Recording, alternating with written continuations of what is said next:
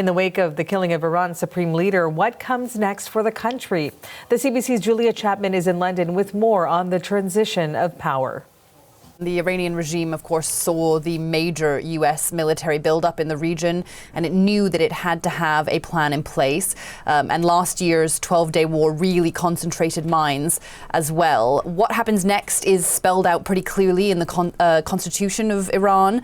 As you've mentioned, a leadership council of 3 men is now in place. That's the president, the head of the judiciary, and a member of the Guardian Council. And that member has been chosen to be Ali Reza Arafi. Next, the Assembly of Experts will hold an election. That's a body of 88 senior clerics. They will decide who the next supreme leader is. And they've only been tasked with this once before in 1989, when Ayatollah Ruhollah Khamenei died. And you can imagine that any gathering of these men would be considered a target by the US and Israel. So it will be a very complex process, but it's expected to happen fairly rapidly, certainly quicker than last time. Now, we heard Crystal mention Ali Larijani, the country's top national security official. He is expected to play a significant role in this process. He was a very close advisor of the late supreme leader. He is not thought to be a contender to take power himself, but he was reportedly entrusted by the late leader with ensuring the survival of the regime in these circumstances. And as part of that effort, he reportedly has a 4-layer succession plan for every senior government and military position in the country. So then, Julia, who do we know could possibly become the next leader of Iran?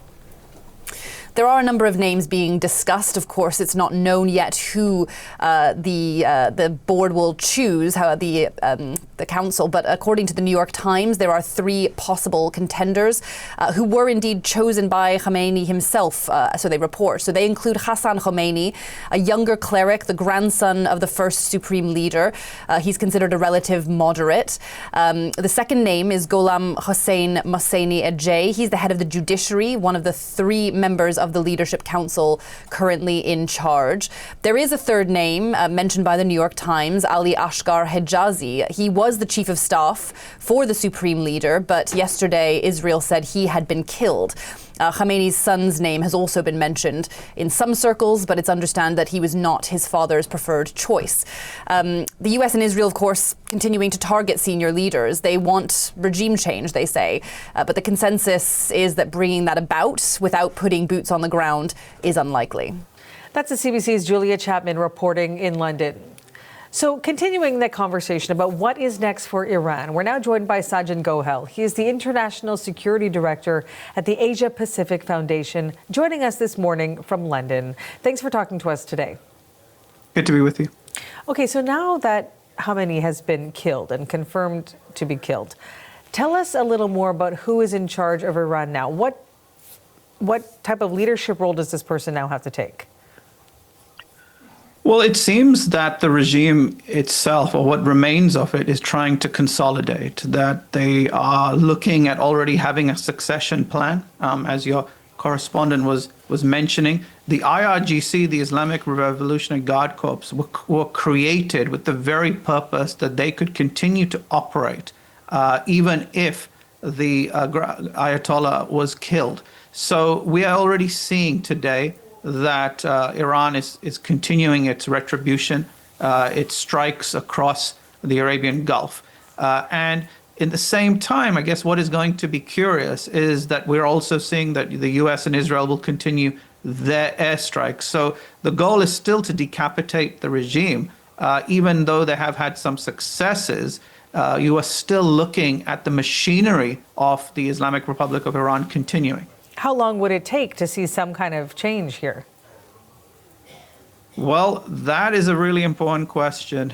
We are in a completely new scope of seeing what takes place in Iran. In the past, in the 12-day war last year, we saw the fact that Iran lost control of its airspace. Senior members of the IRGC were killed, but the regime was still able to survive and continue. We're not necessarily talking about the US and Israel doing a on-the-ground operation. There's no boots on the ground. This isn't going to be like Iraq 2003. So the strategy is to try and create a change encourage a revolt within Iran itself. But there is no sort of template for this. This is something very unique as to what's transpiring. I thought what was very interesting is that alongside the airstrikes on Saturday, it seemed that there is a social media app for religious purposes in Iran. And many members of the IRGC, the Iranian state apparatus that have that, actually received a message telling them that if they abandoned the regime, they would get immunity. Now, that seemed to have been a message clearly coming from either the US or Israel to try and see if they could issue change. Let's talk a little bit more about that, because we know President Trump did urge Iranians, listening to his message, to take over the government. There are tens of millions of people who live in Iran. In your opinion, who exactly is he speaking to? Who do you think that message resonates with? So if we look at the last 2 decades, there have been a series of major protests. The Green Revolution, which was angry about the fact that the theocratic regime was trying to fix the results of the presidential election, and we saw protests emerge. Then a few years ago, there was the Women Life Freedom protests as well, which were brutally suppressed. And then in January of this year, we saw a huge outpouring of anger against the regime, with the market economy collapsing, prices going up. Again, the regime used enormous brutality to pulverize it. But what's important here is that each of these protests helped develop a civil society movement that has organically developed within Iran itself. And I think that is where the US is trying to appeal to, in the hope that they will come back onto the streets. Keep in mind that what Iran did in January was they murdered their way out of collapse. They murdered not just the men, but the women and children as well. It was absolutely brutal what they did. So the question then, I guess, is there still appetite within Iran to try and stand up to the regime, who are probably going to be even more assertive in clamping down on independent thinking, in the hope that that prevents any challenge to them. Do you think then there's a much higher risk now in the wake of Khamenei's death for people to take to the streets and try to take over the government? Well, the key dynamic will always keep going back to the IRGC as to how they operate, how they function. They have a structure that allows them to continue to operate even if one section of the IRGC is dismantled or incapacitated. And they themselves were critical to suppressing the protests, using absolute lethal force against them. But I think that we also saw that there were images inside Iran after it was announced that Khamenei was killed, that Iranians were also hopeful that this might bring some change. And keep in mind that the regime also still has a degree of support within the population as well. So this is something that is very unique as to what is happening. I don't think there's a better word to describe it. There's no pathway to work out what may take place. But Iran is clearly retaliating, targeting U.S. military installations in the Gulf Arab states, but also targeting civilians as well. And we've seen the escalation today with the attacks that have now spread to Saudi Arabia, to also Oman. And Oman tried to help broker peace between Iran and the United States. So you see how the focus seems to be of the IRGC. If we look at the possibility of a new regime, one that is still made up of hardline people, one that could still continue to deepen the divide within Iran, how possible do you think that is, given just how uncertain things are right now? And what do you think the role is of some of the neighboring Gulf countries in all of this?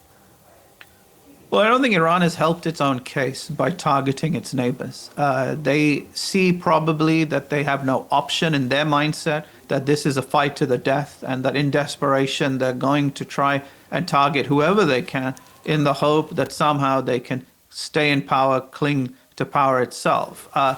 It doesn't look like at the moment today that any moderate voices within the state apparatus are being heard or are coming to the ascendancy. It could well be that the assembly of experts that is supposed to choose the next supreme leader will bring in again another conservative. But then if we go back to last year with the 12-day war, whoever may be attaining a senior position, you could see airstrikes targeting those people. And then if we go further back, wherever Hezbollah, one of the proxy groups in Lebanon that Iran supported, would choose a new leader, Israel would then target that person. So even if Iran is to perhaps consolidate and keep and replenish the positions that were eliminated, it could well be that they too could be targeted as well in future airstrikes.